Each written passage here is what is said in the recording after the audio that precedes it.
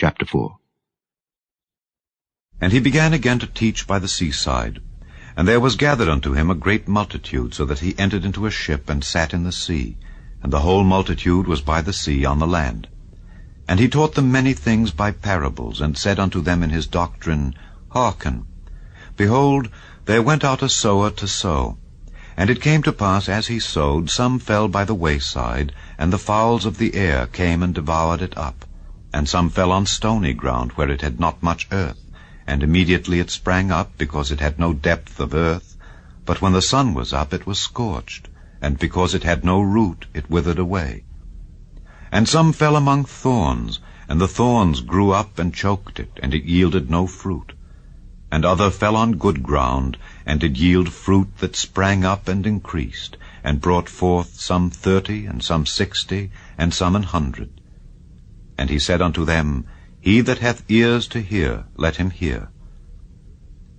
And when he was alone, they that were about him with the 12 asked of him the parable. And he said unto them, Unto you it is given to know the mystery of the kingdom of God.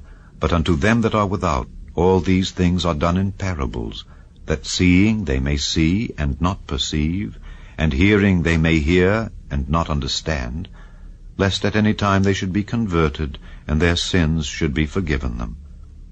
And he said unto them, Know ye not this parable? And how then will ye know all parables? The sower soweth the word. And these are they by the wayside, where the word is sown. But when they have heard, Satan cometh immediately, and taketh away the word that was sown in their hearts. And these are they likewise which are sown on stony ground, who when they have heard the word, immediately receive it with gladness, and have no root in themselves, and so endure but for a time. Afterward, when affliction or persecution ariseth for the word's sake, immediately they are offended.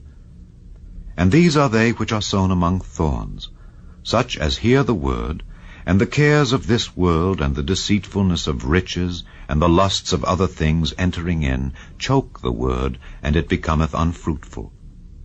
And these are they which are sown on good ground, such as hear the word, and receive it, and bring forth fruit, some 30-fold, some 60, and some 100. And he said unto them, Is a candle brought to be put under a bushel, or under a bed, and not to be set on a candlestick? For there is nothing hid which shall not be manifested, neither was anything kept secret, but that it should come abroad. If any man have ears to hear, let him hear. And he said unto them, Take heed what ye hear. With what measure ye mete, it shall be measured to you, and unto you that hear shall more be given. For he that hath, to him shall be given, and he that hath not, from him shall be taken even that which he hath. And he said, So is the kingdom of God, as if a man should cast seed into the ground, and should sleep and rise night and day, and the seed should spring and grow up, he knoweth not how. For the earth bringeth forth fruit of herself, first the blade, then the ear, after that the full corn in the ear. But when the fruit is brought forth, immediately he putteth in the sickle, because the harvest is come. And he said, Whereunto shall we liken the kingdom of God, or with what comparison shall we compare it? It is like a grain of mustard seed, which when it is sown in the earth is less than all the seeds that be in the earth. But when it is sown, it groweth up, and becometh greater than all herbs, and shooteth out great branches, so that the fowls of the air may lodge under the shadow of it. And with many such parables spake he the word unto them, as they were able to hear it. But without a parable spake he not unto them. And when they were alone, he expounded all things to his disciples. And the same day, when the even was come, he saith unto them, Let us pass over unto the other side. And when they had sent away the multitude, they took him even as he was in the ship. And there were also with him other little ships.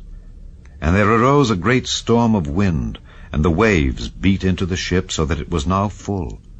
And he was in the hinder part of the ship, asleep on a pillow. And they awake him, and say unto him, Master, carest thou not that we perish? And he arose, and rebuked the wind, and said unto the sea, Peace, be still.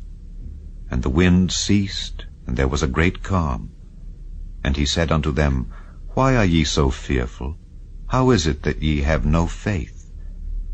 And they feared exceedingly, and said one to another, What manner of man is this, that even the wind and the sea obey him?